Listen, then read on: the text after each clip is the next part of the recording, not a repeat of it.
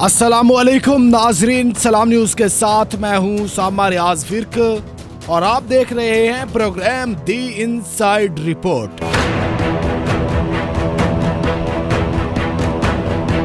नाजरीन, कैदी 20 माह बाद रिहा हो रहा है। क्या करप्शन साबित हुई है या नहीं? लाहौर हाई कोर्ट ने पंजाब असेंबली में कायद हज़्ब इख्तिलाफ और मुस्लिम लीग नून के रहनुमा हमजा शहबाज की दरखास्त जमानत मंजूर कर ली। मनी लॉन्ड्रिंग केस में गिरफ्तार हमजा शहबाज की दरखास्त जमानत पर समाअत लाहौर हाई कोर्ट के जस्टिस सरदार मोहम्मद सरफराज डोगर और जस्टिस असद जावेद गराल पर मुश्तमिल बेंच ने की।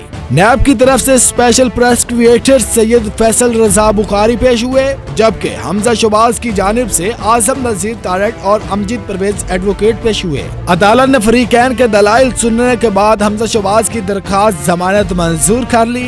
लाहौर हाई कोर्ट में मीडिया से गुफ्तगू करते हुए मुस्लिम लीग नून के रहनुमा अता तारक का कहना था कि हमजा शहबाज 20 माह से नाहक कैद काट रहे थे।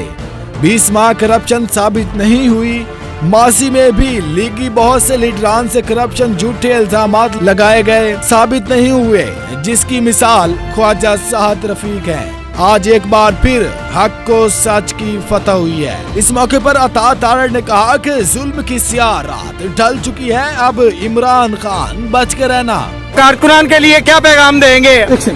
कारकुनान के लिए ये पैगाम है कि जुल्म की स्याह रात ढल चुकी है और नया सवेरा आ गया है। इमरान न्याजी बच के रमी हुई।